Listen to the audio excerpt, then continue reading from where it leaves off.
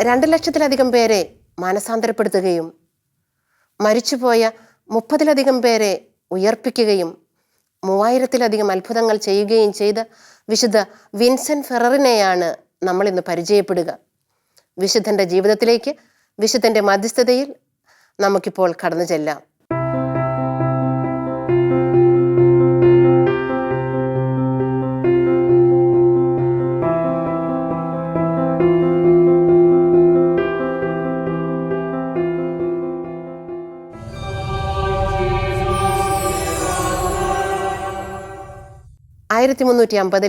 സ്പെയിനിലാണ് വിശുദ്ധൻ ജനിച്ചത്.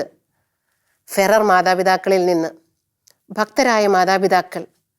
ഈ മകന്റെ ജന്മത്തെക്കുറിച്ച് പ്രവചനങ്ങൾ മാതാപിതാക്കൾക്ക് ആദ്യമേ ലഭിച്ചിരുന്നു. അപ്പന് ഒരു ദർശനം, ഒരു സ്വപ്നം. ഒരു ഡൊമിനിക്കൻ വൈദികൻ പ്രസംഗിക്കുന്നു.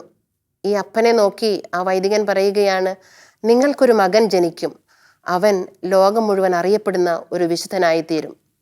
ഈ അമ്മ മകനെ ഗർഭം ധരിച്ചിരിക്കുമ്പോൾ രോഗിയായ ഒരു സ്ത്രീ ആ വീട്ടിൽ വന്നു.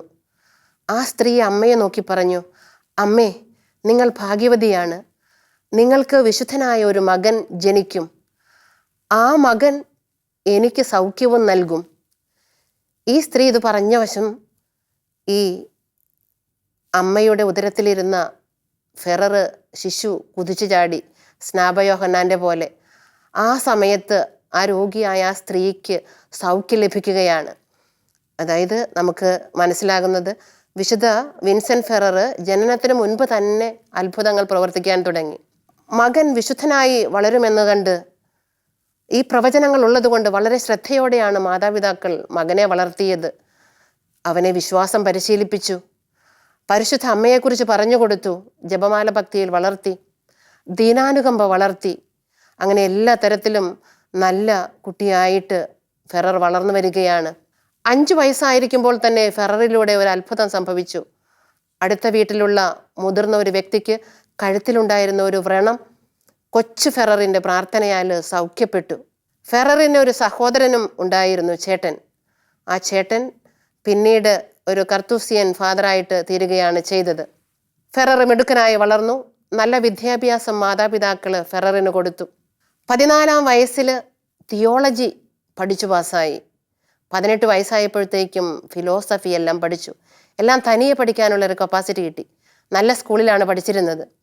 18-ാം വയസ്സിൽ ഡൊമിനിക്കൻ സന്യാസ സഭയിലേക്ക് ഫെറർ ചേരുകയാണ്. 21 വയസ്സായപ്പോഴത്തേക്കും എല്ലാ അറിവും നേടി, പഠനത്തിൽ സമർത്ഥൻ. പഠനത്തിലുള്ള പ്രാഗൽഭ്യം കണ്ട് അവിടുത്തെ യൂണിവേഴ്സിറ്റിയിൽ തന്നെ അധ്യാപകനായിട്ട് ഫെററിനെ നിയമിക്കുകയാണ്. ഒപ്പം തന്നെ തൻ്റെ ജീവിതത്തിൽ ആഴമായ പ്രാർത്ഥനയും. ഫെററിൻ്റെ ടൈം ടേബിൾ ഇങ്ങനെയായിരുന്നു: എല്ലാ ദിവസവും രാവിലെ 2 മണിക്ക് എഴുന്നേൽക്കും. രാവിലെ 2 മണി മുതൽ 6 മണി വരെ തന്നെ ഇരുന്ന് പ്രാർത്ഥിക്കും. ആ പ്രാർത്ഥനയിൽ ഈശോയുടെ പീഡാനുഭവത്തോടുള്ള ഭയങ്കര സ്നേഹമാണ്. ആ സ്നേഹത്തിൽ ഇങ്ങനെ ആഴപ്പെടുത്തും. എല്ലാവരെയും ആ പീഡാനുഭവത്തോട് ചേർത്ത് വെച്ച് പ്രാർത്ഥിക്കും. അതിനുശേഷം ദിവ്യബലിയിൽ പങ്കെടുക്കും. എല്ലാ ദിവസവും തന്നെ കുമ്പസാരിച്ചിരുന്നു. തുടർന്ന് ഈ കിട്ടിയ ശക്തിയിൽ നിന്ന് കാണുന്നവരോടെല്ലാം വചനം പറയും, യേശുവിനെ പ്രഘോഷിക്കുകയും ചെയ്യും. അങ്ങനെ മുന്നോട്ട് പോയി 29-ാം വയസ്സിലാണ് വൈദിക പട്ടം സ്വീകരിക്കുക.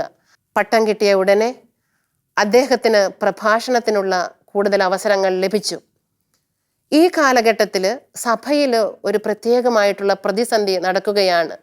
സഭയിൽ 2 മാർപ്പാപ്പന്മാർ, പോപ്പും ആൻറ്റി പോപ്പും.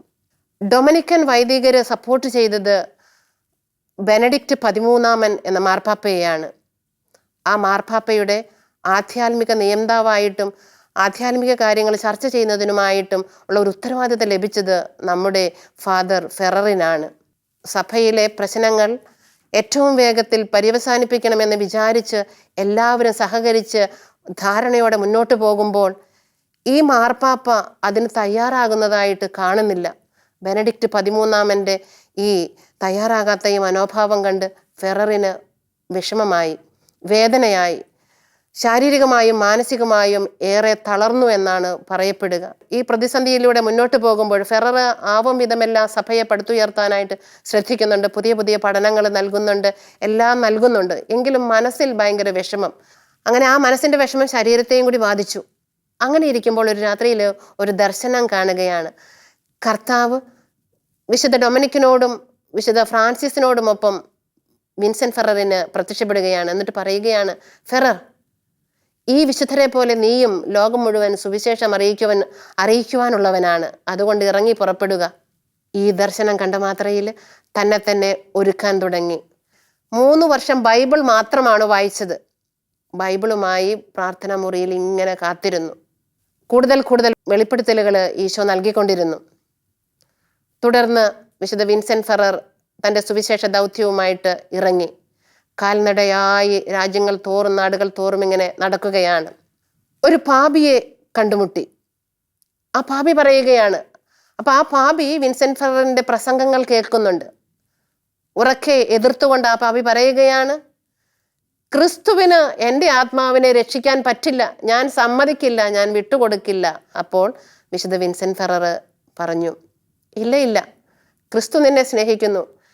നിന്നെയും രക്ഷിക്കാൻ വേണ്ടിയാണ് ക്രിസ്തു പീഡ അനുഭവിച്ചത്. നീ രക്ഷിക്കപ്പെടും. ഇത് പറഞ്ഞതിന് ശേഷം വിശുദ്ധ വിൻസെന്റ് ഫെറർ ജനങ്ങളോട് പറഞ്ഞു, നമുക്ക് ഒരുമിച്ച് പ്രാർത്ഥിക്കാം. എന്നിട്ട് അവർ വിശ്വാസ പ്രമാണം ചൊല്ലി. അതിനുശേഷം സ്വർഗസ്ഥനായ പിതാവ് നന്മ നിറഞ്ഞു പറയും എല്ലാം അങ്ങനെ ചൊല്ലി. ആ പ്രയറിൻ്റെ അവസാനം പെട്ടെന്ന് ഈ പാപിക്കൊരു ദർശനം ലഭിക്കുകയാണ്. പരിശുദ്ധ അമ്മയും ഉണ്ണീശോയും കൂടി വന്നു. അവർ വന്ന് ഈ പാപിയെ ടച്ച് ചെയ്തു. പെട്ടെന്ന് ഉള്ളിൽ മാനസാന്തരം, അനുതാപം വന്നു. അവിടെ മുട്ടുകുത്തി ഈശോയെ രക്ഷകനായിട്ട് പൂർണ്ണമായിട്ടും സ്വീകരിച്ച് വിശുദ്ധ വിൻസെന്റ് ഫെററിൻ്റെ കൂടെ ചേരുകയാണ്. അത്ഭുതകരമായ ഭാഷാവരത്താൽ അനുഗ്രഹിക്കപ്പെട്ടവനായിരുന്നു വിശുദ്ധ വിൻസെന്റ് ഫെറർ. വിശുദ്ധ വിൻസെന്റ് ഫെററിൻ്റെ ഭാഷ വലൻസിയൻ ഭാഷ. കേൾക്കുന്നവർ അറബിക്കാരുണ്ട്, സ്പെയിൻകാരുണ്ട്, ലാറ്റിൻകാരുണ്ട്, ജർമ്മൻകാരുണ്ട്. ആര് വിൻസെന്റ് ഫെററിനെ കേട്ടാലും അവരവരുടെ ഭാഷയിലേക്ക് അത് ട്രാൻസ്ലേറ്റ് ചെയ്യപ്പെടും. തനിയെ സ്വർഗം, പരിശുദ്ധാത്മാവ് അവരവരുടെ ഭാഷയിൽ അത് കേൾപ്പിച്ചു കൊടുക്കും. സ്വർഗം, നരകം, മരണം, നിത്യവിധി, നിത്യജീവിതം എന്നിവയായിരുന്നു വിൻസെന്റ് ഫെററിൻ്റെ പ്രസംഗത്തിൻ്റെ മുഖ്യ വിഷയങ്ങൾ.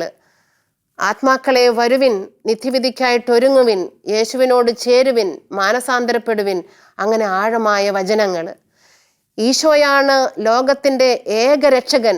ഈശോയിൽ വിശ്വസിച്ചാൽ അവിടുത്തെ സ്നേഹം നിങ്ങളെ രക്ഷിക്കും. ഈ വാക്കുകൾ കേട്ട് ആളുകൾ പെട്ടെന്ന് ആ സ്വർഗീയ ശക്തിയാൽ മാനസാന്തരപ്പെടുകയാണ്. ചരിത്രത്തിൽ പറയുന്നത് 20,000-ഉം 30,000-ഉം 50,000-ഉം ജനങ്ങളൊക്കെ വരെ ഒരുമിച്ച് ഇത് കേൾക്കുകയും ഞങ്ങൾക്ക് ഈശോയെ സ്വീകരിക്കണം എന്ന് പറഞ്ഞുകൊണ്ട് വിശുദ്ധ വിൻസെന്റ് ഫെററിൻ്റെ പിന്നാലെ കൂടുകയും ചെയ്യുന്നു എന്നാണ്. വിശുദ്ധ വിൻസെന്റ് ഫെററിൻ്റെ ഈ പ്രഭാഷണം കേട്ട് ഒരു വ്യക്തി പറഞ്ഞു, ഞാൻ വിശ്വസിക്കില്ല ക്രിസ്തുവിനെ.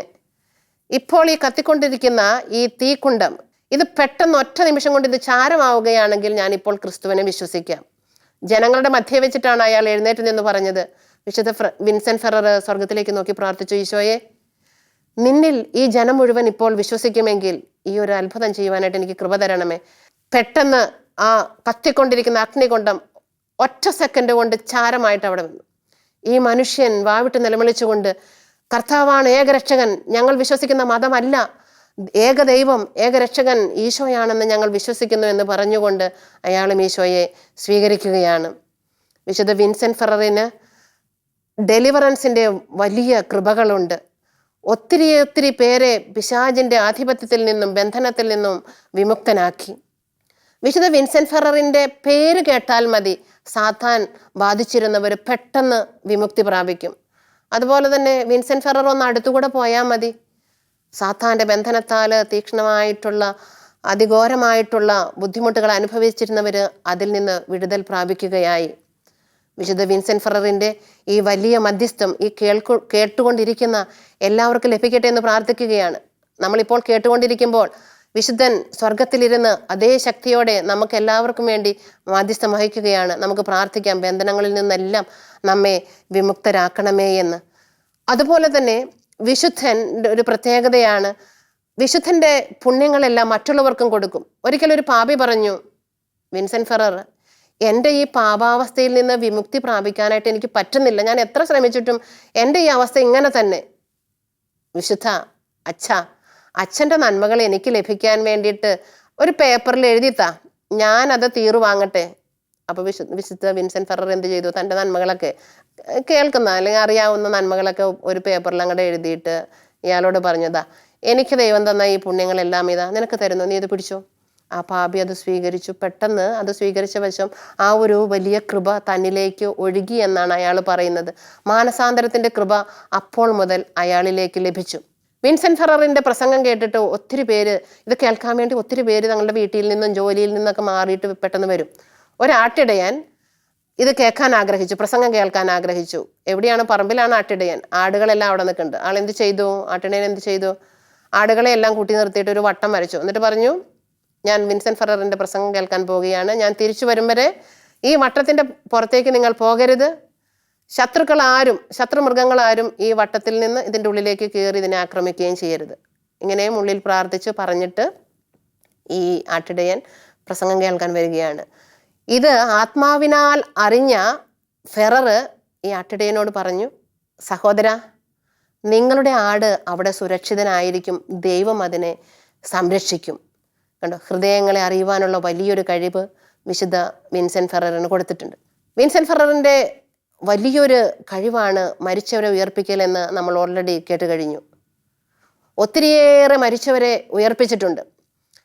വിശുദ്ധ വിൻസെന്റ് ഫെറർ അറിയപ്പെടുന്നത് വിധിയുടെ ദൂതൻ എന്നാണ്, അന്ത്യവിധിയുടെ ദൂതൻ എന്നാണ്.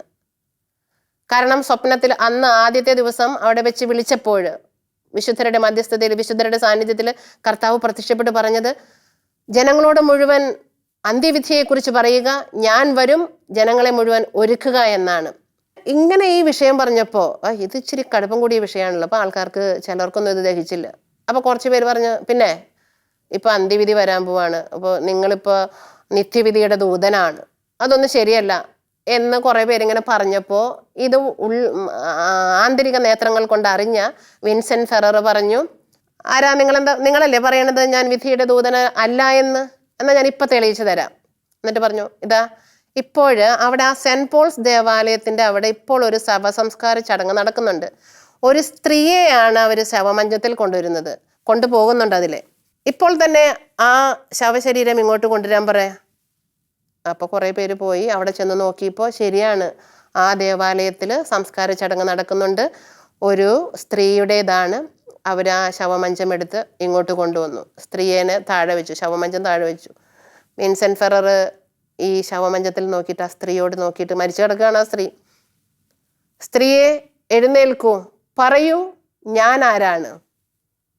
പെട്ടെന്ന് മരിച്ച സ്ത്രീ അങ്ങോട്ട്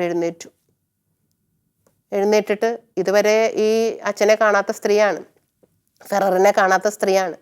എഴുന്നേറ്റിട്ട് പറഞ്ഞു, അങ്ങ് ഫാദർ വിൻസെന്റ് ഫെറർ, അങ്ങ് ഇപ്പോൾ ഈ വലിയ ജനക്കൂട്ടത്തോട് പറഞ്ഞതുപോലെ അങ്ങ് വിധിയുടെ ദൂതനാണ്, അന്ത്യവിധിയുടെ ദൂതനാണ്, മലാഖയാണ് എന്നും പറഞ്ഞ് ആ സ്ത്രീ തിരിച്ച് അവിടെ തന്നെ കിടന്നു. കണ്ടോ, ഇതുപോലെ ഒത്തിരിയേറെ സംഭവങ്ങൾ. ഇതുപോലെ തന്നെ ഇങ്ങനെ പ്രസംഗിച്ചുകൊണ്ടിരിക്കുമ്പോൾ വേറൊരാളെ എതിർത്തു. അത് ശരിയല്ല എന്ന് പറഞ്ഞിട്ട്, അതായത് ഈ ക്രിസ്ത്യാനികൾ മാത്രമൊന്നുമല്ല അവിടെ പ്രസംഗം കേൾക്കാനായിട്ട് വരുന്നത്. പല ജാതി ആളുകൾ വരുന്നുണ്ട്, വിവിധ മതങ്ങളിൽ നിന്ന് വരുന്നുണ്ട്, വിവിധ മതക്കാർ വരുന്നുണ്ട്. അവരെല്ലാം കേൾക്കാൻ വരികയാണ്. അപ്പോൾ അവരിതൊന്നും സമ്മതിക്കില്ല, ഈ വിഷയങ്ങളൊന്നും സമ്മതിക്കില്ല. സ്നേഹത്തിലാണ് വിശുദ്ധ വിൻസെന്റ് ഫെറർ എല്ലാം പറയുന്നത്. നിങ്ങളെ ഈശോ സംരക്ഷിക്കും, നിങ്ങൾ വാ പാപത്തിൽ നിന്ന് രക്ഷപ്പെടുക. കാരണം പാപത്തിൻ്റെ കുഴിയിൽ ജീവിച്ചിരുന്ന മനുഷ്യരായിരുന്നു അവിടെയെല്ലാം. അവരോട് ഇങ്ങനെ കയറി വാ എന്ന് പറയുകയാണ്. അപ്പോൾ പാപികളൊന്നും സമ്മതിക്കുന്നില്ല. അപ്പോൾ ഒരാൾ പറഞ്ഞു, എനിക്ക് ഈ പ്രസംഗമൊന്നും കേൾക്കണ്ടെന്ന് പറഞ്ഞിട്ട് ഒരാൾ ആ ഏരിയയിൽ നിന്ന് അങ്ങോട്ട് പോവുകയാണ്, തിരിച്ചു പോവുകയാണ്. അപ്പോൾ എല്ലാവരും കൂടി അയാളെ തടയാൻ നോക്കി, പോകല്ലേ എന്ന് തടയാൻ നോക്കിയപ്പോൾ ഫാദർ പറഞ്ഞു, വിൻസെന്റ് ഫെറർ പറഞ്ഞു, വേണ്ട പൊക്കോട്ടെ എന്ന് പറഞ്ഞു. അയാൾ പോട്ടെ എന്ന് പറഞ്ഞു. അയാൾ ആ വഴിക്ക് അങ്ങോട്ട് പോയപ്പോൾ പെട്ടെന്ന് അവിടെ ഉണ്ടായിരുന്ന ഒരു കെട്ടിടത്തിൻ്റെ ഒരു ഭാഗം ഇടിഞ്ഞു വീണ് ഇയാൾ മരിച്ചപ്പോൾ പെട്ടെന്ന് വിൻസെന്റ് ഫെറർ ഇയാളുടെ അടുത്തേക്ക് ചെന്നു. ഇയാളുടെ ആ ശവശരീരത്തിൽ ചെന്നിട്ട് യേശുവിൻ്റെ കരുണ കൊടുത്തിട്ട് പറഞ്ഞു, യേശുവേ, നിന്റെ കരുണ ഈ ശവശരീരത്തിന്മേൽ നീ വർഷിക്കണമേ, ഇവന് ജീവൻ കൊടുക്കണമേ, നീ രക്ഷകനാണെന്ന് ഏറ്റുപറയുവാനായിട്ട് ഇവനെ അങ്ങ് ഉയർപ്പിക്കണമേ എന്ന് വിൻസെന്റ് ഫെറർ ഈ ശവശരീരത്തെ നോക്കിയിട്ട് പ്രാർത്ഥിച്ചപ്പോൾ പെട്ടെന്ന് ഈ ശവശരീരം എഴുന്നേറ്റു, ജീവൻ പ്രാപിച്ചു വ്യക്തിയെ. അയാൾ പറഞ്ഞു, ഈശോയിൽ ഞാൻ വിശ്വസിക്കുന്നു, ഇതാണ് സത്യ ദൈവമെന്ന് ഞാൻ അറിയുന്നു, അങ്ങനെ പറഞ്ഞ് അയാൾ ആ വിശ്വാസം തുടർന്ന് പ്രഘോഷിക്കുകയാണ്. അവിടെ പിന്നീട് അയാളുടെ പ്രഘോഷണ ഫലമായിട്ട് പുതിയൊരു പള്ളി അവിടെ തന്നെ പണിതു എന്നാണ് ചരിത്രത്തിൽ പറയുന്നത്. വലിയൊരു സംഘടന പോലെ അയാൾ ദൈവത്തെ പ്രഘോഷിക്കാൻ തുടങ്ങി എന്നാണ് പറയുന്നത്. ഇതുപോലെ ഒത്തിരിയേറെ മരിച്ചവരുടെ സംഭവങ്ങളുണ്ട്. ഒരു കൂട്ടർ എന്ത് ചെയ്തെന്ന് വെച്ചാൽ അവർ പറഞ്ഞു, നമുക്കൊരു കാര്യം ചെയ്യാം, നമുക്കൊന്ന് പറ്റിക്കാം വിൻസെന്റ് ഫെററിനെ. ഒരാൾ എന്ത് ചെയ്തു, ഒരു ചെറുപ്പക്കാരൻ മരിച്ച പോലെ കിടന്നു, എന്നിട്ട് ഇതിനെ ചുമന്നുകൊണ്ട് കുറച്ച് പേര് വന്നു. വിൻസെന്റ് ഫെറർ ഇതാ മരിച്ചുപോയ ഈ യുവാവിനെ ഉയർപ്പിക്കുമെന്ന് പറഞ്ഞിട്ട് പറ്റിച്ചിട്ട് വിൻസെന്റ് ഫെററിന് മനസ്സിലായി. വിൻസെന്റ് ഫെറർ പറഞ്ഞു, ഈ യുവാവ് മരിച്ചതല്ല, നീ നുണ പറഞ്ഞത് കൊണ്ട് സാത്താൻ നിന്നിൽ പ്രവേശിച്ചിരിക്കുന്നു, നിന്റെ ജീവൻ ഇതാ പോയിരിക്കുന്നു എന്ന് പറയലും ആ സാത്താന്റെ ശക്തിയാൽ നിന്റെ ജീവൻ എന്ന് പോയി എന്ന് പറഞ്ഞ ആ നിമിഷം നോക്കുമ്പോൾ ആ യുവാവിൻ്റെ ജീവൻ പോയി. പിന്നീട് വന്നവരെല്ലാവരും കൂടി മാനസാന്തരപ്പെട്ട് ക്ഷമിക്കണേ എന്ന് പറഞ്ഞുകൊണ്ട് വീണ്ടും അവന് ജീവൻ കൊടുക്കുകയാണ് ചെയ്തത്. ഇതുപോലെ 100 സംഭവങ്ങൾ, എഴുതിയതും എഴുതപ്പെടാത്തതുമായ മരിച്ചവരെ ഉയർപ്പിച്ച സംഭവങ്ങൾ ഒത്തിരി ഉണ്ട്. അതുപോലെ തന്നെ ഒരിക്കൽ വിശുദ്ധ വിൻസെന്റ് ഫെറർ ഇങ്ങനെ നടക്കുകയാണ്, രാവും പകലൊക്കെ ഇങ്ങനെ നടക്കുകയാണ്. രാവിലെ നടന്നാൽ വൈകുന്നേരം വരെ സംഘമായിട്ട് ഇങ്ങനെ നടക്കുക, സുവിശേഷം പ്രസംഗിക്കുക. ഒരു ദിവസം ഇങ്ങനെ കാട്ടിക്കൂടെ പോയപ്പോൾ മടുത്തു, വിശക്കുന്നു, ഒന്ന് റെസ്റ്റ് ചെയ്യാനൊരു സ്ഥലം വേണം, ദൈവമേ റെസ്റ്റ് ചെയ്യാനൊരു സ്ഥലം വേണമെന്ന് പറഞ്ഞു വെച്ചാൽ നോക്കിയപ്പോൾ മുന്നിലൊരു ഹോട്ടൽ, അവരൊരു അന്ന് താമസിക്കാൻ പറ്റിയ ഒരു സ്ഥലം പോലെ ഒരു സ്ഥലം. അപ്പോൾ ആ സെറ്റ് എല്ലാവരും കൂടെ അവിടെ താമസിച്ചു.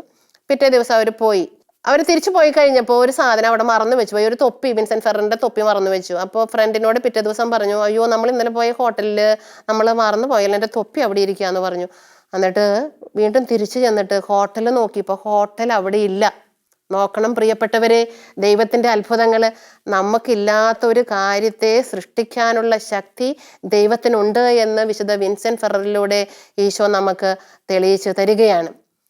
അതുപോലെ തന്നെ വിൻസെന്റിന്റെ ജീവിതത്തിലെ മറ്റൊരു സംഭവം, അന്ന് അവിടെ ബ്രദറായിരുന്ന ഒരു ബ്രദറിനെ നോക്കിയിട്ട് പറഞ്ഞു, അൽഫോൺസ് ബോർജിയ ബ്രദറെ, നീ വലുതാകുമ്പോൾ, പ്രവചിക്കുകയാണ് കേട്ടോ ഈ ബ്രദറിനെ നോക്കിയിട്ട്, നീ ഇച്ചയും കൂടി ബ്രദറാണിപ്പോൾ, നീ ഭാവിയിൽ ഒരു മാർപ്പാപ്പയായിത്തീരും, നീ ആയിരിക്കും എന്നെ വിശുദ്ധനായിട്ട് പ്രഖ്യാപിക്കുക.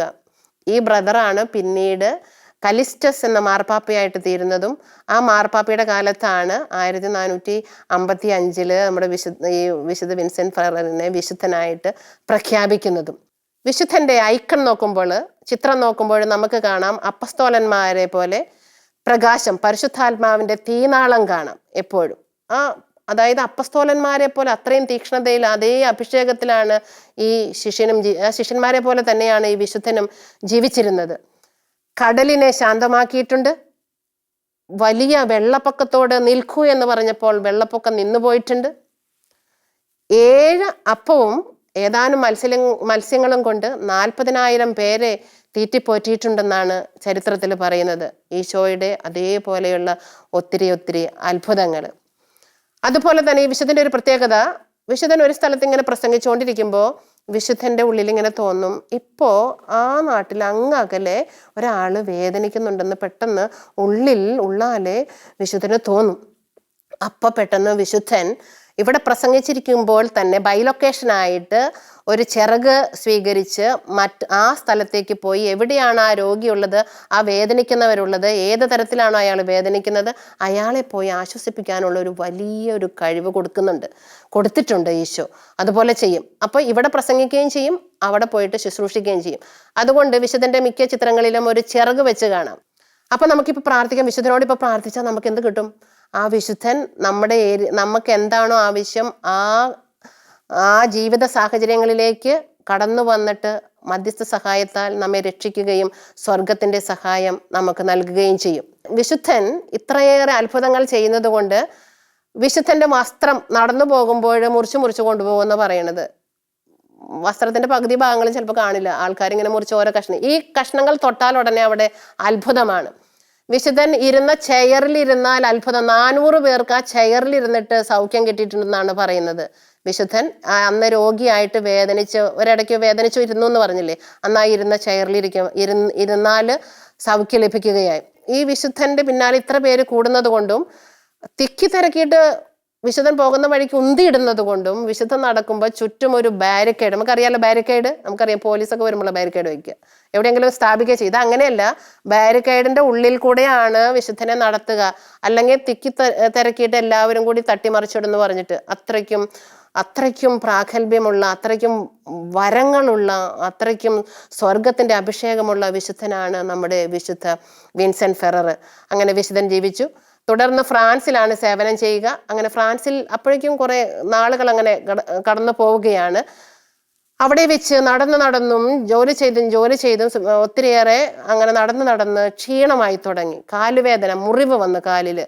പിന്നീട് കഴുതപ്പുറത്താണ് സഞ്ചരിച്ചത്. കഴുതപ്പുറത്ത് വയ്യെങ്കിലും രാവും പകലും ഇങ്ങനെ നടക്കും ഈശോയെ പ്രഘോഷിച്ചുകൊണ്ട്. അങ്ങനെ മുന്നോട്ട് പോയി. പെട്ടെന്ന് ഒരു ദിവസം ഒരു പനി വന്നു. പനി വന്നപ്പോൾ പിന്നെ പെട്ടെന്ന് ഡൗൺ ആയി കാണും. അപ്പോൾ ഒരു വലിയ നോയമ്പിന്റെ കാലഘട്ടമായിരുന്നു. പനിയായിട്ട് ഇങ്ങനെ കിടക്കുമ്പോൾ വിശുദ്ധ വിൻസെന്റ് ഫെറർ പറഞ്ഞു, എൻ്റെ സമയം തീരാറായിട്ടുണ്ട്, അതുകൊണ്ട് കർത്താവിനോടുള്ള സ്നേഹം എനിക്ക് കൂടുതൽ വളരണം, ഈശോയുടെ പീഡാനുഭവം എനിക്ക് വായിച്ചു കേൾക്കണം. സഹോദരങ്ങളെല്ലാവരും പീഡാനുഭവ ചരിത്രം അടുത്തിരുന്ന് വായിച്ചു. ആ പനിയാൽ തന്നെ പെട്ടെന്ന് പെസഹ ബുധനാഴ്ച, പെസഹ വ്യാഴാഴ്ചയുടെ തലേ ദിവസം പെട്ടെന്ന് വിശുദ്ധൻ സ്വർഗത്തിലേക്ക് പോവുകയാണ് ഉണ്ടായത്. 1419 ഏപ്രിൽ 5 വിശുദ്ധന്റെ 69-ാം വയസ്സിലാണ് വിശുദ്ധൻ സ്വർഗീയ ഗേഹം പോവുക. തുടർന്ന് 1455 കലിസ്റ്റസ് മാർപ്പാപ്പയാണ് വിശുദ്ധനായിട്ട് പ്രഖ്യാപിച്ചത്. ഈ വിശുദ്ധൻ ബിൽഡിംഗ് വർക്കേഴ്സിന്റെ മധ്യസ്ഥനാണ്. കാരണം എന്താണ്? സഭയെ പടുത്തുയർത്തിയവനാണ് വിശുദ്ധൻ. സഭയെ പടുത്തുയർത്തി, നമുക്കറിയാം. അങ്ങനെ സഭയെ പടുത്തുയർത്തിയത് മാർപ്പാപ്പ, 2 മാർപ്പാപ്പ ഉണ്ടായിരുന്ന കാലഘട്ടത്ത് സഭ ഒന്നാകാൻ വേണ്ടിയിട്ട് ഒത്തിരിയേറെ പരിശ്രമിച്ചയാളാണ്. അപ്പൊ സഭയ്ക്ക് വേണ്ടി നമുക്ക് മധ്യസ്ഥനോട് പ്രാർത്ഥിക്കാം. സഭയുടെ മധ്യസ്ഥനാണ്, എല്ലാ വർക്കേഴ്സിന്റെയും മധ്യസ്ഥനാണ്, ഒപ്പം തന്നെ ഫിഷർമാനിന്റെ മധ്യസ്ഥനാണ്. കാരണം എന്താ? നമുക്കറിയാം, കൊടുങ്കാറ്റിനെ ശാന്തമാക്കി, വെള്ളപ്പൊക്കത്തെ ഇതാക്കി, അപ്പോൾ അതുപോലെ അപ്പം വർദ്ധിപ്പിച്ചു, കുറച്ച് മീൻ കൊണ്ട് ഒത്തിരി മീനാക്കി. അപ്പോൾ ഈ കാരണങ്ങളാലെല്ലാം ഫിഷർമാൻസിന്റെ മധ്യസ്ഥനാണ് വിശുദ്ധ വിൻസെന്റ് ഫെറർ. ഒപ്പം തന്നെ ദീനാനുകമ്പയും പാവങ്ങളോടുള്ള സ്നേഹവും രോഗികളോടുള്ള സ്നേഹവും ആരെ കണ്ടാലും സഹായിക്കാനുള്ള മധ്യസ്ഥന നല്ല മനസ്സുമുള്ളത് കാരണം ഓർഫനേജുകാരുടെ മധ്യസ്ഥനും കൂടിയാണ്, ഓർഫൻസിന്റെ മധ്യസ്ഥനാണ്. നമ്മുടെ എല്ലാം മധ്യസ്ഥനാണ്. കാരണം ഈ വിശുദ്ധന്റെ മാതൃക നമുക്ക് നോക്കിയപ്പോൾ, വിശുദ്ധന്റെ ജീവിതം കണ്ടപ്പോൾ നമുക്ക് മനസ്സിലായി, വിശുദ്ധന്റെ മധ്യസ്ഥം നമുക്ക് ജീവിതത്തിൽ വളരെയേറെ വേണം. നമ്മെ ഏറ്റവും സഹായിക്കാൻ പറ്റിയ ഒരു സ്വർഗത്തിന്റെ വലിയ മധ്യസ്ഥനാണ്. വിശുദ്ധനെ പോലെ ഈശോയോടുള്ള സ്നേഹത്തിൽ നമുക്ക് വളരാം, നമുക്ക് മറക്കാതിരിക്കാം. വിശുദ്ധൻ ഈശോയെ മാത്രം ഹൃദയത്തിൽ സംവഹിച്ച് ഈശോയോട് സദാ നിമിഷവുമായിരുന്നു. ഈശോയുടെ പീഡാനുഭവത്തെ പറ്റി ചിന്തിച്ച് ഈശോയെ ലോകം മുഴുവൻ കൊടുക്കാൻ വേണ്ടി ഏറ്റവും വിശ്വസ്തനായിട്ട് മുന്നോട്ട് പോയി. സഭയെ പടുത്തുയർത്താൻ, സഹോദരങ്ങളെ സ്നേഹിക്കാൻ, കുടുംബത്തെ സ്നേഹിക്കാൻ, നാം തന്നെ ഈശോയാൽ പ്രബുദ്ധരാകാൻ, എല്ലാവിധ ബന്ധനങ്ങളിൽ നിന്നും തടസ്സങ്ങളിൽ നിന്നും വിമുക്തി പ്രാപിക്കാൻ വിശുദ്ധന്റെ മാധ്യസ്ഥ്യം നമ്മെ എല്ലാവരെയും സഹായിക്കട്ടെ. വിശുദ്ധ വിൻസെന്റ് ഫെറർ എല്ലാവരെയും സമൃദ്ധമായിട്ട് അനുഗ്രഹിക്കട്ടെ എന്ന് ആശംസിക്കുന്നു. നന്ദി, നമസ്കാരം.